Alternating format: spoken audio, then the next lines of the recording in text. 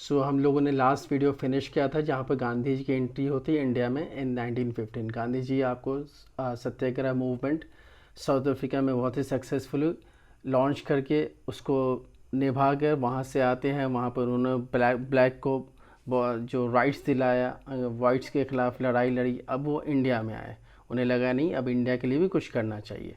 और जब इंडिया में उनकी एंट्री हुई 1915 में, तो फिर वो सबसे पहले हमारे बिहार में आए। कहाँ है? बिहार में, चंपारण में।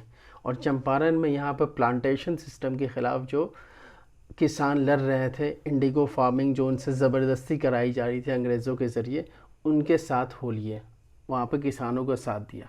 एक्चुअली था क्या वहाँ पर, गांधी जी गए, उन्होंने इंस्पायर किया फार्मर्स को to raise voice against exploitative plantation system. जो प्लांटेशन सिस्टम जो अंग्रेज़ जो अपनाए हुए थे उसके ख़िलाफ़ में उन्होंने आवाज़ उठाने को किसानों को साथ दिया। उनका पहले ही किसान रिवॉल्ट कर रहे थे, उसको उन्होंने साथ दिया। एंड अल्टीमेटली वहाँ पर एक्चुअली हो क्या रहा था कि उनको फोर्स किया जाता है किसानों को इंडिगो ग्रो करने के। इंडिगो क्या होता है? डाई करने के काम में आता है। ये बेसिकली ब्रिटिश इंडस्ट्रीज़ के लिए बनाया जा रहा था, ग्रो किया जा रहा था फार्मर्स के ज़रिए। और ये काफ़ी कॉस्टली भी पड़ता था, उसका पेमेंट भी किसानों को नहीं मिल पा रहा था। दैट्स वाई जो किसान थे वो रिलक्टेंट थे इसको ग्रो करने के लिए। देन अब यहाँ से गांधी जी 1916 चंपारण गए, फिर वहाँ से मूव करके खेरा डिस्ट्रिक्ट आए।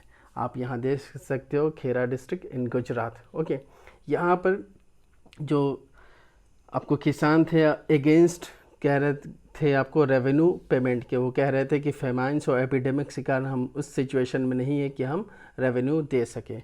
तो गांधी जी वहाँ पे भी गए और उनका सपोर्ट किया, और उन अल्टीमेटली उनकी माफ़ी होती है और 1 साल वो पेमेंट नहीं करते रेवेन्यू अंग्रेज़ों को। देन गांधी जी का हेक्टिक शेड्यूल चलता रहता है। अल्टीमेटली वो फिर मूव करते हैं कहाँ? अहमदाबाद में, दैट टू इन गुजरात। ये भी गुजरात में है और ये आपको 1918 में आते हैं गुजरात, अहमदाबाद में।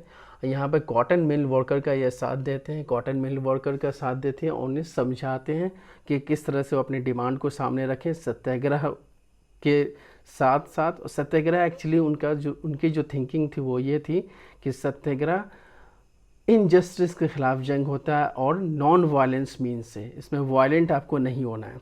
सो he ignited the minds of the textile workers.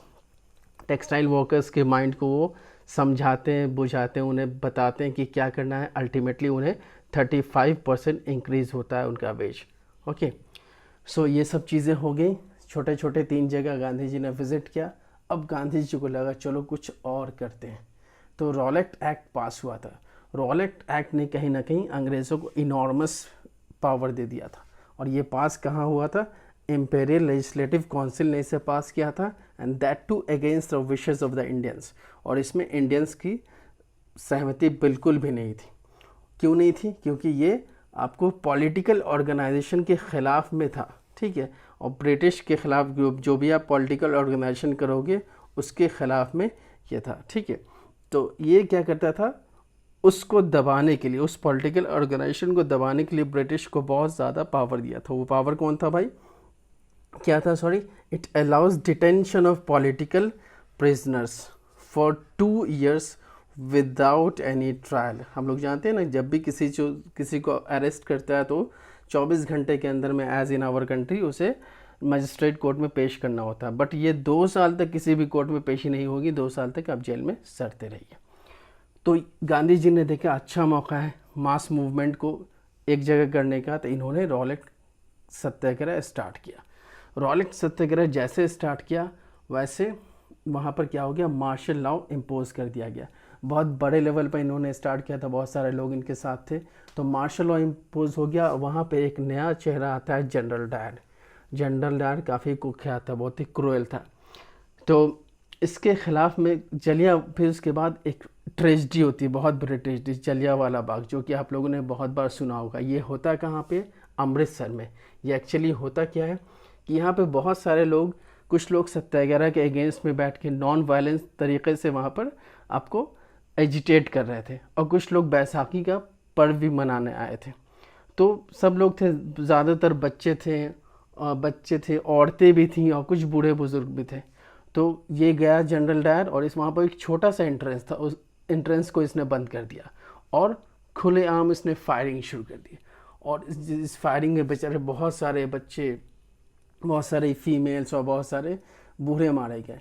और ये काफ़ी, ये जो इंडियन हिस्ट्री में अंग्रेज़ों के शासन में बहुत ही दयनीय ये इंसिडेंट माना जाता है। एंड इट हैपेंड ऑन 13 अप्रैल 1919।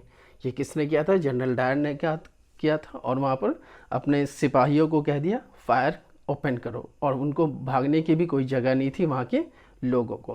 तो इस तरह से बेचारे नॉन वायलेंट तरीके से जो एजिटेट कर रहे थे उस पर इसने फायरिंग कर दी।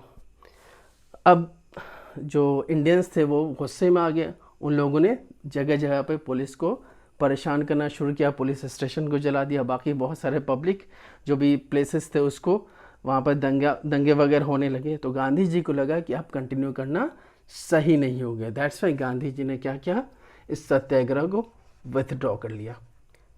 गांधी जी कभी भी इस फेवर में नहीं थे कि वायलेंट होना था। गांधी जी ने सत्याग्रह को विथड्रॉ कर लिया और फिर अब वेट किया कि अब क्या करना है, अब नेक्स्ट कैसे बढ़ेंगे। तो उन्होंने फिर नेक्स्ट कैसे बढ़ा कि इसी दौरान आपको मैंने जैसे बताया कि ये आपको फर्स्ट वर्ल्ड वॉर चल रहा था, दैट वाज अराउंड 1914 टू 1918।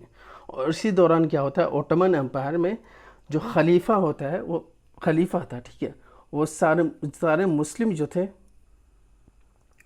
सो गांधी जी ने तो सत्याग्रह, रॉलेट सत्याग्रह बंद तो कर दिया, बट कहीं ना कहीं वो परेशान थे, वो सोच रहे थे कि अब क्या किया जाए, ठीक है।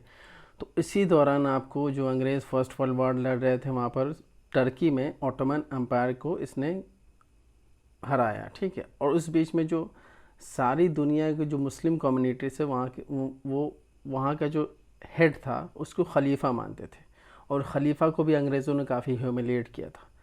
इस बात को लेके जो मुस्लिम कम्युनिटी में बहुत ज़्यादा गुस्सा था, ठीक है। तो इसको लेके गांधी जी ने सोचा क्यों ना इस इशू को इंडिया में भी उठाया जाए। और हम लोग जैसा जानते हैं कि यहाँ पर मुस्लिम लीग का फॉर्मेशन हो चुका था, तो बहुत सारे मुस्लिम आपको मुस्लिम लीग में भी चले गए थे।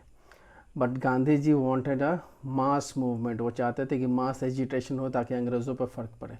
तो उन्होंने खिलाफत इशू को मुस्लिम के पास गए और उन्होंने खिलाफत इशू को उठाया और कहा कि why not start a common program, a common revolt against the British. जो आपको अंग्रेज़ है, हमारा भी दुश्मन है, आपका दुश्मन है, क्यों ना एक स्टार्ट करें। तो वो वहाँ पर शौकत अली और मोहम्मद अली, दो भाई थे, उनसे मिले और खिलाफत इशू को डिस्कस करते हुए कहा कि we must start agitation against the Britishers in on a common platform. एक कॉमन प्लेटफॉर्म पे स्टार्ट करते हैं ताकि खिलाफत इशू भी इसमें रहेगा और हमारा जो इंडिया का जो इशू है उसको भी हम डिस्कस करेंगे। इस तरह से अंग्रेज़ों से हम लोग लड़ेंगे। सो वी विल डिस्कस खिलाफत issue and the non-cooperation movement in our next video, how it unfolded and how was it successful in India. That's it. Thank you.